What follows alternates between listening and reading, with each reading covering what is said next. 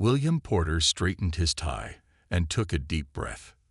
The massive alien ship loomed above the United Nations headquarters in New York, casting a shadow that seemed to stretch for miles. As Earth's chosen ambassador, the weight of humanity's future rested on his shoulders. Remember, they're just people too. Different bodies, different worlds, but still people, he whispered to himself. The year was 2157, and humanity had spent the last 50 years reaching for the stars. They had colonies on Mars and mining operations in the asteroid belt. They were proud of how far they had come. Then the Zorvek Empire arrived, and everything changed. The alien delegation entered the room. Their purple skin gleamed under the lights. The leader stood nearly 8 feet tall with 4 arms and eyes that shifted color as he moved. Behind him, 6 guards carried weapons unlike anything humans had ever seen. "I am High Commander Dreth of the Zorvek Empire," the alien said through a translator device. "We represent the galactic hegemony, rulers of 5,000 worlds across 3 spiral arms of this galaxy." Porter smiled and extended his hand. "On behalf of Earth and all human colonies, we welcome you to our world." The alien ignored his hand. Instead, Dreth looked around the room with his color-shifting eyes, which had turned a dismissive yellow. "Your technology is quaint," Dreth said.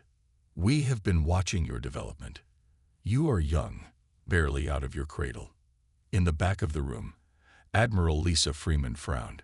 She had warned the Security Council that these aliens might not come in peace. No one had listened. "We have much to offer," Porter continued, lowering his hand. "We seek peaceful relations and cultural exchange." The alien made a sound that the translator interpreted as laughter. "Cultural exchange? What could you possibly offer us? Your most advanced ships take months to reach your own neighboring planet. Our slowest vessels cross the galaxy in weeks." Porter kept his diplomatic smile fixed in place despite the insult. "Every species has unique perspectives to share." "Indeed," Dreth replied, "and yours is the perspective of children. But the hegemony is generous. We offer you protection and guidance. In exchange, we require only modest tributes.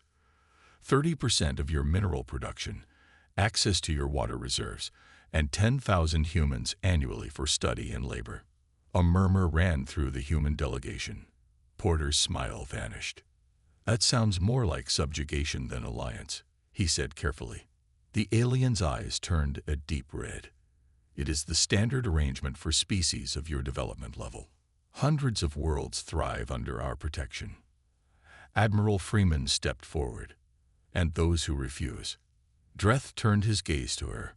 "Few refuse. Those who do often face natural disasters, asteroid impacts, solar flares. The galaxy is full of dangers for primitive worlds without proper protection." The threat hung in the air like a storm cloud. Porter exchanged glances with the world leaders present. They had discussed this possibility. Earth would not bow to threats, no matter how advanced the enemy. "We appreciate your offer," Porter said, "but Earth and her colonies choose to remain independent.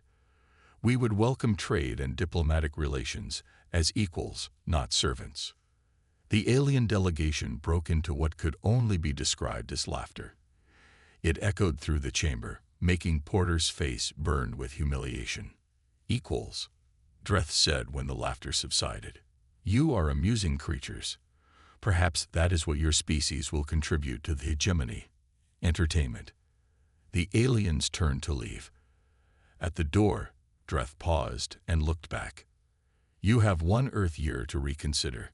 After that, you will understand your place in the galaxy. The Empire has spoken." As the door closed behind them, Admiral Freeman moved to Porter's side. "They're going to attack us, aren't they?" Porter asked quietly. Freeman nodded. "Yes, but they made one critical mistake today." "What's that?" "They laughed at us," she said grimly. "No one should ever underestimate humans when their backs are against the wall." Porter looked out the window as the alien ship rose into the sky. "Then we better start preparing. We have 1 year to get ready for war. 6 months after the Zorvek left Earth, a small asteroid crashed into the Sahara Desert. No one died, but the message was clear. This was no natural event. Kevin Richards wiped sweat from his forehead as he examined the crash site. The desert heat was brutal, but his curiosity burned even hotter. As Earth's leading expert in alien technology, he had been flown in immediately after the impact. "Find anything interesting?"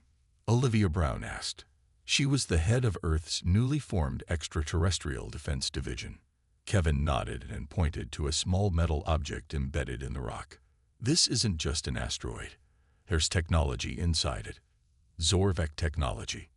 Olivia frowned. "You're sure?" "Positive. The energy signature matches what we recorded from their ships. This was deliberate. A warning shot." Within hours, the United Earth Council gathered in emergency session. The room buzzed with nervous energy as leaders from every nation waited for answers. "The evidence is conclusive," Olivia told the assembled leaders, her voice steady despite her fear. "The Zorvek directed this asteroid toward Earth. If they had wanted to, they could have aimed it at New York or Beijing instead of empty desert." Ambassador Porter stood up. "So they're showing us what they can do, letting us know they can destroy us whenever they want." "That's their intention," Admiral Freeman said as she walked to the front of the room. "But they've made a critical error. They've shown their hand too early." The room fell silent as Freeman nodded to a man in the back. "It's time. Bring him in." The doors opened, and Colonel Jack Murphy entered. He carried a steel briefcase handcuffed to his wrist. "Ladies and gentlemen," Freeman said, "what I'm about to show you has been classified beyond top secret for the past 20 years. Only 12 people on Earth knew of its existence until today."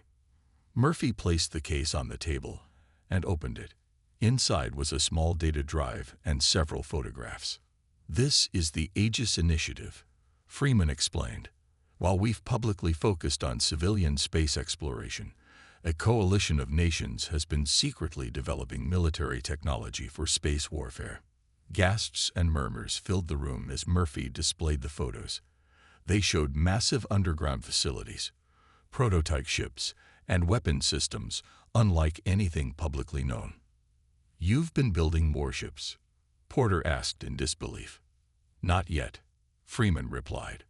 "But we have the designs, the technology, and the manufacturing capabilities. We've been preparing for the possibility of hostile contact since we first reached Mars." Olivia studied the images. "How advanced is this technology compared to what the Zorvek showed us?" "Not as advanced," Murphy admitted. "But they don't know we have it. And there's something else they don't know." He pressed a button, and a hologram appeared showing a strange metal alloy. 23 years ago, another alien ship crashed on Earth. No survivors. We've been reverse engineering its technology ever since. We've made significant progress, especially in the last 5 years. The council members looked at each other in shock. "Why weren't we told about this?" the Chinese premier demanded. "Because humans panic," Freeman said simply. "And we argue. We needed to develop this technology first and debate its implications later. That time has now come." Porter stood up again. "So what do we do with 6 months until their deadline?" Freeman's eyes hardened. "We build. We train. We prepare for war." "Can we win?" someone asked. "The Zorvek have technology centuries ahead of our public capabilities," Murphy said. "But our secret programs have closed that gap significantly. And we have 2 advantages they don't." "Which are?" Porter asked. "First, they think we're helpless. The element of surprise will be ours. And second," Murphy smiled grimly, "we're human. Throughout our history, we've never developed technology faster than when we're trying to kill each other. Now, for the first time, we're all on the same side." Freeman nodded. "The lunar colony will be converted to shipyards immediately. Mars base will become our training ground. Every scientist, engineer, and soldier with the right skills will be reassigned." She looked around the room at the shocked faces. The Zorvek think they've given us a deadline. What they've actually given us is a head start. When they return, they won't find the primitive species they left behind. They'll find humanity ready for war. 3 years passed in a blur of activity. The once peaceful lunar colony had transformed into a massive shipyard hidden on the far side of the moon. Earth's greatest minds worked day and night, pushing the limits of what was possible. Samantha Wright wiped grease from her hands as she stared at the shield generator. For 2 years, she had struggled to understand the alien technology from the crashed ship. Now, finally, success was within reach. "Try it now," she called to her assistant. A switch flipped, and the generator hummed to life. A shimmering blue field appeared around the test object. "Fire the laser," Samantha ordered. A red beam shot across the room and hit the shield. The energy dispersed harmlessly across the blue field. Samantha's face broke into a wide smile. "It works," she whispered. "It actually works." Across the moon base, similar breakthroughs were happening. In the training facility, Commander Eric Daniels watched as pilots practiced in the new flight simulators. "Faster," he barked at a young woman in the simulator. "The Zorvek ships will be quicker than anything you've ever seen. You need to anticipate their movements." The pilot, Judy Winters, gritted her teeth and pushed the controls harder. On her screen, she successfully dodged enemy fire and destroyed 2 alien ships. "Better," Eric nodded, "but still not good enough." Again. In the main shipyard, Director Paul Martinez inspected the first completed warship. The UEAS Defiant gleamed under the artificial lights, its hull black as space itself. "How's the stealth system?" Paul asked the chief engineer. "Perfect. The ship absorbs 99.8% of all scan frequencies. Unless they're looking right at us through a window, the Zorvek won't see us coming." Paul ran his hand along the smooth hull. "And weapons. The main cannon can punch through anything we've simulated. The missile systems are loaded with the new quantum warheads. She's as deadly as she is invisible." Paul nodded with satisfaction. Behind the Defiant, 20 more warships were in various stages of completion. The sight filled him with both pride and dread. Humanity had accomplished the impossible, but at what cost? The peaceful exploration of space had given way to preparation for war. In her laboratory on Mars base, Dr. Natalie Harris made the final adjustments to her newest invention. The quantum jump drive had started as a theoretical paper 3 years ago. Now it was ready for testing. "Begin power-up sequence," she instructed her team. The drive core glowed with an eerie purple light. Numbers flashed across screens as energy levels rose. "Quantum field stabilizing," a technician reported. "Ready for micro-jump test." Natalie took a deep breath. This was the moment of truth. If this worked, human ships would be able to cross vast distances in seconds, matching the Zorvek's faster-than-light capabilities. "Execute jump," she ordered. The test drone disappeared with a flash of light. 3 seconds later, it reappeared exactly where it was supposed to be, 1 million kilometers away. The laboratory erupted in cheers. Natalie collapsed into her chair, tears of joy streaming down her face. They had done it. Far from Earth, on the edges of the solar system, hidden Zorvek probes watched and reported back to their empire. Their reports were the same as they had been for the past 3 years. Humans continued their primitive space exploration, with only minor advancements in propulsion and colonization. Nothing that suggested military preparations, nothing that posed any threat to the mighty Zorvek. The probes couldn't detect the activity on the far side of the moon. They couldn't see the training facilities on Mars. They had no way of knowing that humanity had reversed engineered alien technology and made it their own. As the deadline approached, Admiral Freeman gathered the military leadership in the war room beneath Geneva. "The First Fleet is ready," she announced. 50 warships, each carrying fighters and ground forces. Stealth technology is operational. Jump drives are installed and tested. Shields and weapons exceed our initial expectations." She looked around at the men and women who had made this miracle happen. "The Zorvek will return soon. expecting to find a helpless planet ready for conquest. Instead, they'll find us waiting, and they won't be laughing anymore. The alarm sirens blared across Earth's defense network. After years of preparation, the moment had arrived. Zorvek ships had entered the solar system, a battle group of 15 vessels heading straight for Earth. In the command center beneath Geneva, Admiral Freeman watched the tactical display with steady eyes. "They're following the exact approach vector we predicted," she said. Arrogant. No attempt at stealth or deception. The room hummed with tense activity as officers relayed orders to the hidden human fleet. "They're broadcasting a message to Earth," a communications officer reported. "Put it through," Freeman ordered. The face of High Commander Dreth appeared on the main screen. His color-shifting eyes glowed with superiority. "People of Earth, your time has expired. The galactic hegemony now claims your world as its property. Surrender your resources and prepare for integration. Resistance will result in planetary bombardment." Freeman cut the transmission and turned to her staff. "Zorvek ships will reach Earth orbit in 30 minutes. All stations, battle positions." On the bridge of the UES Defiant, Captain Frank Russell strapped into his command chair. His crew worked with practiced precision, their movements calm despite the gravity of the moment. "Stealth systems functioning at peak efficiency," his first officer reported. "The enemy has no idea we're here." Frank nodded. "Maintain position until all enemy ships are within the kill zone. Fighter squadrons ready for launch on my mark." In the fighter bay, Lieutenant Maria Gonzalez completed her final pre-flight checks. 24 fighter pilots waited under her command, each sitting in a craft that looked more alien than human. The reversed engineered technology had transformed Earth's military capabilities beyond recognition. "Remember your training," Maria said over the squadron channel. "They have numbers and experience. We have surprise and innovation. Use the solar glare to your advantage and hit them from angles they won't expect." The minutes ticked by as the Zorvek fleet approached Earth, confident in their overwhelming power. They had no reason to suspect danger. Their scouts had reported only primitive defenses. Victory would be easy, just as it had been on hundreds of other worlds. Admiral Freeman waited until the alien ships had reached optimal position. "All ships, weapons hot. Disengage stealth on my mark." She took a deep breath.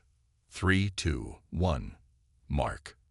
Across the solar system, 50 human warships appeared as if from nowhere. The Defiant led the charge, suddenly visible directly behind the Zorvek command ship. On the alien vessel, alarms screamed as sensors detected the human fleet.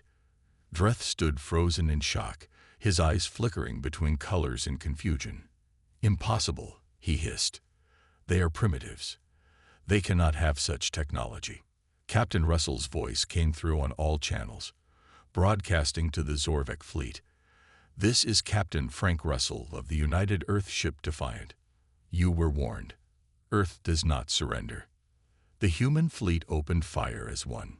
Quantum-tipped missiles and energy weapons struck the unprepared Zorvek ships. 3 alien vessels exploded immediately, caught completely by surprise. As the Zorvek recovered from the initial shock, they began to return fire, but Lieutenant Gonzalez was already leading her fighter squadron in a flanking maneuver, using the sun's glare as cover. "Squadron, execute attack pattern Delta," she ordered. The human fighters swooped in from above, their smaller size making them difficult targets. They fired precision strikes at the alien ship's propulsion systems, crippling 4 more vessels in quick succession. On the Defiant, Captain Russell watched the battle unfold with grim satisfaction. "They're regrouping, trying to form a defensive position," his tactical officer reported. "Don't give them time," Russell ordered. "All ships, press the attack. Keep them off balance." The battle raged for nearly an hour. The Zorvek fought with the desperate fury of predators who suddenly found themselves becoming prey. But they were disorganized, confused by humanity's impossible technological leap. When it ended, 13 Zorvek ships had been destroyed. The other 2, including Dreth's command vessel, were disabled and drifting. Boarding parties ready, Russell reported to Admiral Freeman. We've captured High Commander Dreth alive. Freeman allowed herself a small smile. Excellent. Bring him in. Intelligence Officer Adam Chen will want to have a very long conversation with our guest. On Earth, people watched the footage of the battle in awe and celebration. The empire that had laughed at humanity now knew the truth. Humanity was not prey. Humanity was not weak. And the Zorvek Empire was about to learn just how terrifying humans could be when they worked together. The interrogation of High Commander Dreth revealed truths more shocking than humans had imagined. The Zorvek Empire controlled not just a few systems, but nearly a third of the galaxy. Dozens of species lived under their cruel rule, harvested for resources, and treated as little more than slaves. Intelligence Officer Adam Chen sat across from Dreth in the secure facility beneath Geneva. After 2 weeks of questioning, the alien commander had finally started talking. "You still don't understand what you've done," Dreth said, his eyes a dull purple of defeat. "You've angered the most powerful empire in the galaxy. They will send fleets that darken your skies." Adam leaned forward. "Then we'll need allies." The information extracted from Dreth and the captured Zorvek ships provided coordinates, communication frequencies, and data on other subjugated species. With this knowledge, humanity prepared to reach out. Ambassador Diana Foster stood on the bridge of the UES Peacemaker, the first human diplomatic vessel designed for long-range missions. Unlike the warships, it gleamed white against the darkness of space, a symbol of humanity's peaceful intentions toward potential friends. "Jump drive ready, Ambassador," the captain said. Diana nodded. "Take us to the Tellurian homeworld." The ship disappeared in a flash of light, traveling farther from Earth than any human had gone before. When they emerged from the jump, a beautiful blue-green world filled the view screen. But ugly scars marked its surface where Zorvek mining operations had stripped away resources. "We're being scanned," the communications officer reported, receiving a transmission. The screen showed a humanoid alien with bluish skin and large, sad eyes. "Unknown vessel, identify yourself. This world is under Zorvek protection. Unauthorized approach will result in orbital bombardment." Diana stepped forward. "I am Ambassador Diana Foster of Earth. We come in peace and with news. We have defeated a Zorvek battle group. We seek alliance with the Tellurian people against our common enemy." The alien's eyes widened in disbelief. "Defeated? No one defeats the Zorvek." "We have proof," Diana said, and transmitted battle footage. Hours later, Diana stood before the Tellurian Council, showing them evidence of Earth's victory and offering an alliance. The council members whispered among themselves in shock and hope. "For 2 centuries, we have suffered under Zorvek rule," the Tellurian leader said. "If what you say is true, we would gladly join you. But we have little to offer militarily. The Zorvek stripped us of all advanced technology." Diana smiled. "We don't need your technology. We need your knowledge of the galaxy, star maps, and information about other potential allies. Together, we can build a coalition strong enough to challenge the Empire." As the Peacemaker returned to Earth with Tellurian representatives, another first contact was taking place. The insectoid Xandri, masters of biological technology, had heard rumors of the Zorvek defeat. They sent envoys to Earth, curious about the species capable of such a feat. General Gregory Phillips welcomed the Xandri delegation at the lunar base. The 8-foot-tall insect creatures clicked their mandibles in what their translators indicated was appreciation. "Your victory has created ripples throughout the galaxy," the Xandri ambassador said. "For millennia, we have hidden our true capabilities from the Zorvek, appearing weak while secretly developing our biotechnology. We believe the time for hiding is over."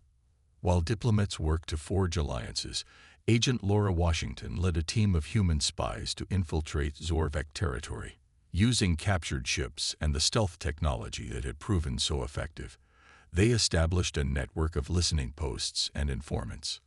Laura's team discovered something alarming during a mission to a Zorvek communication hub. The Emperor has ordered the assembly of the Imperial Armada, she reported back to Earth. Over 300 capital ships are gathering.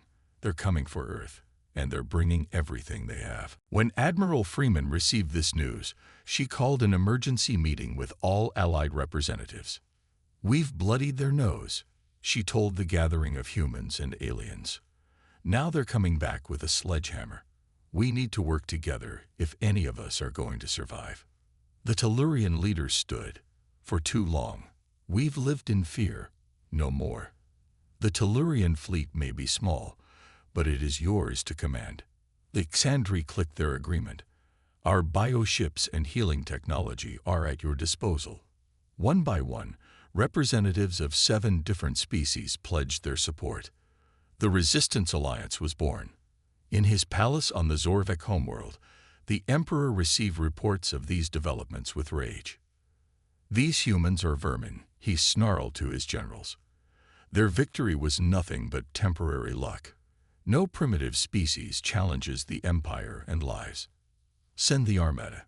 Burn their world to ash. 6 months after the formation of the Resistance Alliance, humanity was ready to take the fight to the enemy. Rather than wait for the Imperial Armada to reach Earth, Admiral Steve Mitchell proposed a bold plan. Operation Daybreak, the first offensive against Zorvek territory. "The best defense is a good offense," Mitchell told the Allied War Council. "We strike key Zorvek targets while their main fleet is still mobilizing. We show the galaxy that the Empire is vulnerable."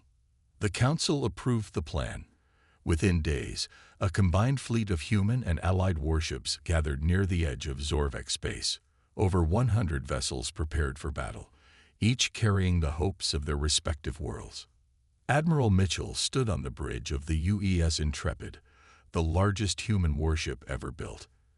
At nearly 2 miles long, it housed advanced weapons systems, fighter bays, and enough firepower to level a small moon. "All ships report ready, Admiral," his first officer said. Mitchell nodded. "Our first target is the Tellurian homeworld. The Zorvek have held it for 2 centuries. Today, we set it free." The jump drives activated simultaneously, and the entire fleet vanished from normal space. When they reappeared, they faced the orbital defenses of the Tellurian homeworld, 3 Zorvek battle stations, and a defensive fleet of 20 ships. "All vessels, weapons free," Mitchell ordered. "Fighter squadrons, launch immediately." The Zorvek commanders were caught completely by surprise. They had expected an eventual counterattack near Earth, not an offensive strike at the heart of their territory. By the time they organized their defense, 5 of their ships were already disabled. The battle raged for hours. The Zorvek fought with the desperation of an empire that had never known defeat, but they were facing an enemy unlike any they had encountered before. Human ships maneuvered in ways the Zorvek tactical computers couldn't predict. The Xandri bioships absorbed damage that would destroy conventional vessels. The few Tellurian ships fought with the fury of a people seeking liberation. On the planet below, the Tellurian population watched in awe as the night sky lit up with explosions. For generations, they had been told resistance was futile. Now they witnessed the Empire's supposed invincibility crumbling before their eyes. "The central battle station is still operational," Mitchell's tactical officer reported. "Our weapons aren't penetrating their shields." Mitchell frowned. "Chief Engineer Harris, can we modify our quantum torpedoes to pass through their shield frequency?" Vincent Harris, head of the engineering division, had been studying Zorvek shield technology for years. "Give me 10 minutes, Admiral. I think I can create a modulating frequency that will slip right past their defenses." While the engineers worked, Mitchell ordered the fleet to focus on the remaining Zorvek ships. One by one, they fell to the combined Allied attack. "Modification complete," Harris reported. "Torpedoes ready. Fire," Mitchell ordered. The torpedoes streaked toward the battle station. They passed through the shields as if they weren't there and struck the central reactor. The explosion lit up the sky like a new sun. As the last Zorvek defenses fell, Mitchell sent a message to the surface. People of Tellurian, this is Admiral Steve Mitchell of the Resistance Alliance. Your world is free. Cheers erupted in the streets of every Tellurian city. 2 centuries of oppression had ended in a single day. News of the liberation spread rapidly across the galaxy. On a dozen worlds, populations that had lived in fear for generations began to whisper of rebellion. The myth of Zorvek invincibility had been shattered not once, but twice. In the following weeks, Operation Daybreak continued. The Alliance liberated 3 more systems, each victory building momentum for the Resistance. The Zorvek Empire responded with increasing desperation. They diverted forces from the Armada gathering to attack Earth, trying to stem the tide of rebellion spreading through their territory. For the first time in millennia, the Empire was on the defensive. The traditional Zorvek military doctrine, overwhelming force applied directly, proved ineffective against the unconventional tactics of the human-led alliance. On the Zorvek homeworld, military advisors stood nervously before the Emperor. How is this possible? The Emperor demanded. They were primitives just years ago. The humans fight differently, an admiral explained. They adapt quickly. They're unpredictable. And now other species are following their example. The Emperor's eyes darkened to a dangerous red. I don't want excuses. I want results. This human miracle ends now. Ready the superweapon. If we cannot rule these worlds, we will destroy them. As the Emperor gave this order, he didn't know that a human spy was listening. Within hours, word of the superweapon reached Earth. The Alliance had won important victories, but the war was about to enter a new, more dangerous phase. The news about the Zorvek superweapon changed everything. According to intelligence reports, it could destroy entire planets with a single blast. The weapon was being prepared at a secret facility deep within Zorvek territory. Commander Sofia Rodriguez studied the holographic plans of the facility. As the leader of Earth's special forces, she had completed dozens of impossible missions. This one would be her most challenging yet. The security is unlike anything we've seen, she told Admiral Freeman. 3 layers of shields, automated defense systems, and at least 5,000 troops. Freeman nodded grimly. And yet we must capture this weapon intact. Destroying it isn't enough. We need to understand how it works and turn it against them. Sofia selected a team of 12 operatives, the best from Earth and their alien allies. They trained for 2 weeks, simulating every aspect of the mission. Failure meant not just their deaths, but potentially the destruction of Earth itself. On the day of the mission, Sofia's team boarded a modified Sandri bioship. Unlike mechanical vessels, the living ship could mask its life signs to appear as a small Zorvek transport. Remember, Sofia told her team as they approached the facility, we have one shot at this. Get in, secure the weapon, signal the fleet. The infiltration began smoothly. Using Zorvek security codes obtained by spies, they bypassed the outer defenses. The team moved through the massive complex like shadows, disabling guards with silent weapons. When they reached the central chamber, they found what they were looking for. The superweapon was enormous, a cannon the size of a small city, powered by technology even the Allied scientists couldn't comprehend. Begin the download, Sofia ordered. Get all the technical data. As her team worked, alarms suddenly blared throughout the facility. They had been discovered. Defensive positions, Sofia shouted as Zorvek troops poured into the chamber. The battle was fierce. Despite being outnumbered, the Special Forces team held their ground, using the super weapon structure as cover.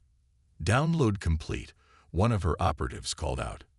Set the charges, Sofia ordered. We can't let them keep this weapon. Just as they prepared to destroy the superweapon, a new idea struck her. Wait. Redirect power to the main cannon. Target the facility's reactor core. Her team worked frantically as more Zorvek forces approached. With a tremendous surge of energy, the superweapon fired inward, toward the heart of the facility itself. The resulting explosion created a chain reaction that would destroy the entire complex. "Everyone out. Now," Sophia commanded. They fought their way back to their ship, losing 3 team members in the process. As they escaped, the facility exploded behind them, lighting up the sky like a new star. The mission was only partially successful. The superweapon was destroyed, but they had secured its technical data. Back on Earth, scientists Edward Miller and Kimberly Taylor began the arduous process of understanding the alien technology. "It's incredible," Kimberly said as she studied the data. "The weapon doesn't actually destroy matter. It shifts it into another dimension." Edward nodded. "If we can adapt this technology for our ships, we could potentially create weapons that bypass Zorvek shields entirely." While the scientists worked, the war intensified. The destruction of their superweapon enraged the Zorvek Emperor. He ordered all available forces to crush the rebellion. But the Empire was beginning to fracture from within. On worlds long controlled by the Zorvek, populations rose up against their oppressors. The Imperial Council, once unified in their dominance, now argued among themselves about how to respond to the human threat. After 3 months of round-the-clock work, Edward and Kimberly succeeded in miniaturizing the superweapon technology. The first prototype weapons were installed on 3 human battleships for a daring mission. Admiral Lisa Freeman addressed the Allied War Council one last time before the operation began. "The Zorvek Empire has ruled through fear for too long," she said. "Today, we take the fight to their doorstep. 3 of our most advanced ships will jump directly to the 3 core worlds of the Empire simultaneously. We will show the Zorvek that nowhere in the galaxy is beyond our reach." The Council approved the plan unanimously. Hours later, the 3 battleships disappeared into jump space, each carrying enough firepower to challenge an entire Zorvek defense fleet. On the bridge of the lead ship, Freeman opened a channel to all Allied forces. "This is Admiral Freeman to all ships. Remember when they laughed at us? Today, we bring the war to their home. Today, we show them what humans do when backed into a corner." The ships emerged from jump space directly above the Zorvek capital world. Immediately, they broadcast a simple message to the planet below. "Look up. The humans have arrived." In his palace, the Emperor stared in disbelief at the massive human warships darkening the skies of his homeworld. For the first time in his long life, he felt something unfamiliar: fear. The sight of human warships hovering above the Zorvek capital sent shockwaves throughout the Empire. Citizens who had never known fear looked up to see their seemingly invincible rulers powerless against the species they had once mocked. General Carl Robertson commanded the ground forces as they landed on the capital world. Unlike most human generals, Carl was known for his quiet voice and thoughtful approach. But behind his calm demeanor was a brilliant tactical mind. "Secure the main government districts," he ordered his troops. "Minimal casualties. We want surrender, not slaughter." The Zorvek capital guards fought fiercely at first. They had been trained from birth to believe in their own superiority. But as human and allied forces advanced with technologies matching or exceeding their own, their resistance crumbled. Within hours, human soldiers stood outside the Imperial Palace. The massive structure had stood for 10,000 years, its towering spires a symbol of Zorvek dominance across the galaxy. Now, its shields were down, and its defenders were retreating. Inside, the Emperor and his council argued desperately. "We must use the Doomsday Protocol," one counselor insisted. "Better to destroy our world than let these primitives conquer it." Another shook his head. "The humans have disabled our planetary defense grid. We have no options left." The Emperor sat in silence, his eyes a dull gray of defeat. Finally, he stood. "Send the surrender signal." Across all 3 core worlds, Zorvek forces laid down their weapons. The empire that had stood for 15,000 years fell in less than a day. On Earth, crowds gathered to watch the broadcasts from the Zorvek homeworld. Ambassador William Porter, who had faced the aliens' mockery years before, boarded a diplomatic vessel to accept their formal surrender. When Porter entered the Imperial throne room, he recognized High Commander Dreth standing among the defeated counselors. The alien who had once laughed at humanity now couldn't meet his eyes. "The Zorvek Empire surrenders unconditionally," the Emperor said, his voice flat. "We submit to the terms of the Resistance Alliance." Porter nodded solemnly. "The galactic hegemony is hereby dissolved. In its place, we establish the Interstellar Cooperative, where all species will have equal representation and rights." The documents were signed, and 15 millennia of oppression officially ended. As the human delegation prepared to leave, the Emperor approached Porter. "How?" he asked simply. "How did you advance so quickly? We monitored your world. You were centuries behind us." Porter looked at the fallen Emperor. "When you laughed at us, you did the one thing no species should ever do. You underestimated humans. Throughout our history, we've turned our greatest challenges into our greatest strengths. You gave us a deadline thinking it would break us. Instead, it united us."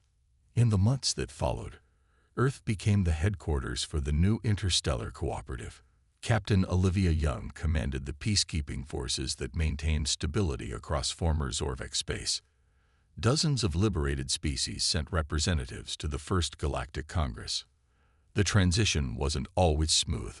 Some former Zorvek military commanders refused to accept defeat, leading insurgencies on outer worlds.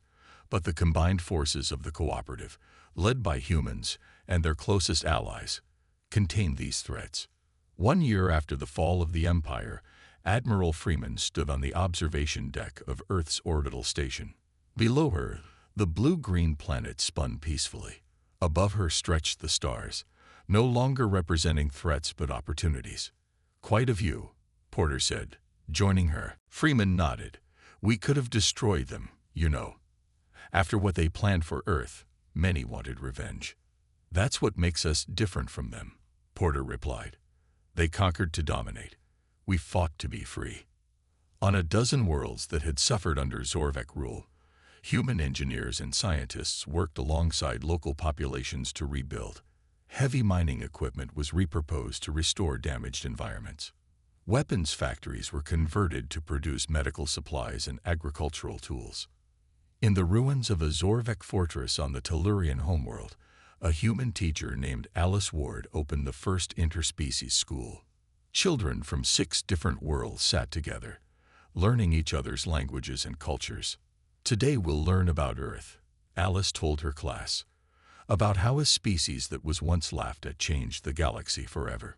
A young Tellurian raised his hand. "Teacher, is it true humans fought because they were angry?" Alice smiled. "Humans fought because we believe no one should be enslaved, because we believe everyone deserves freedom." As night fell across the galaxy, the story of humanity's victory spread to worlds the Zorvek had never reached.